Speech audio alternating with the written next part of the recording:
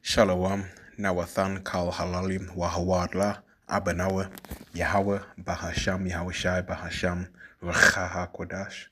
Double honor to the elder apostles, the elder bishops, and the elders of the great millstone, who rule and teach Yasha Allah through the Spirit, laboring in this word and doctrine, and are our true teachers for the nation of Israel on earth today, consisting of you so-called Negroes, Latinos, and Native Americans, Seminole Indians, West Indians, and Haitians, so-called, and you Israelite foreigners, speckled bird, scattered the world over.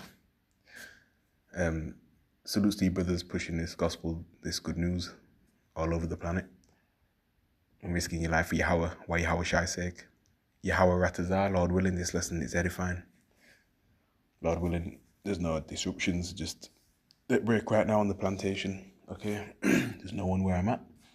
So today we're going to go into the book of Esther, chapter 10, right? Ending of, the story that took place post Haman's failed attempts and endeavors to try and eliminate the Jews in the declaration of the holy day of Purim, which in the Hebrew is Purim, okay? So Esther chapter 10 and verse 1 reads, "And the king Ahasuerus laid a tribute upon the land and upon the isles of the sea."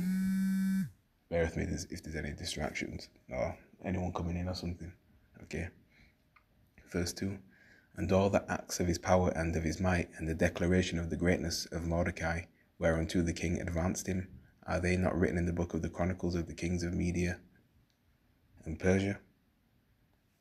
Okay. For Mordecai the Jew was next to King Ahasuerus, and great among the Jews, and accepted of the multitude of his brethren, seeking the wealth of his people, and speaking peace to all his seed. Okay, so that's pretty much the story there. So if we go over to the editions of Esther in the Apocrypha,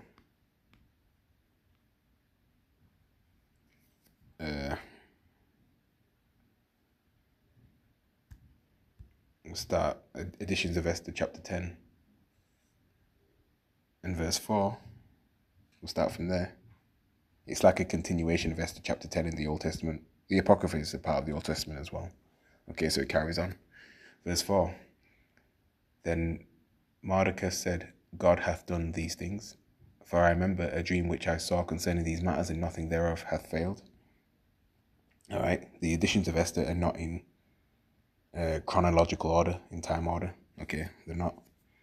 So if we go to editions of Esther chapter 11, verse 6, precept, "And behold, two great dragons came forth ready to fight, and their cry was great." All right. We go back to editions of Esther chapter 10, verse 5. All right.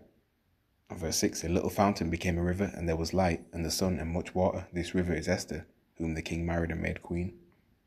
So this is basically the interpretation of the vision that Mordecai saw in additions to Esther chapter 11. Okay. Verse 7, "And the two dragons are I and Ammon, or Aman, and the nations were those that were assembled to destroy the name of the Jews." At this stage, Mordecai understood what the vision that he had received meant, because it had been fulfilled. Verse 9, "And my nation is this Israel, which cried to Yahweh, and was saved, for the Lord hath saved his people, and the Lord hath delivered us from all these evils, and God hath wrought signs and great wonders, which have not been done among the Gentiles." Verse 10, "Therefore hath he made two lots, one for the people of God, and another for all the Gentiles. And these two lots came at 1 hour, and time and day of judgment before Yahweh among all nations." Verse 12, "So God remembered his people and justified his inheritance." Yeah, there was a lot that was cast to destroy the Jews on a particular time, but the Lord reversed it. Okay. "Therefore those days shall be unto them in the month Adar, the 14th and 15th day of the same month, with an assembly, and joy, and with gladness before Yahweh, according to the generations forever among his people." So yeah, that's the end of that. All right, we know, according to secular history, this king Ahasuerus is identified with Xerxes the First, the son of Darius, the same Xerxes from the film 300. Okay. So, there you have it. All right. So yeah, that's the end of that. All right, Lord willing, this was edifying. Okay, just a quick breakdown. All right. So yeah, whoever's watching and listening, hopefully this is edifying, uplifting and comforting to you. In closing, Kal Halal Yahweh, Bahashem Yahushai, Bahashem, Rechak Kodash forevermore.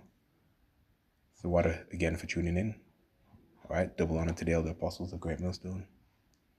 Alright, Mawaf Love Ball. Salutations to the elect. And Shalom. Till the next show.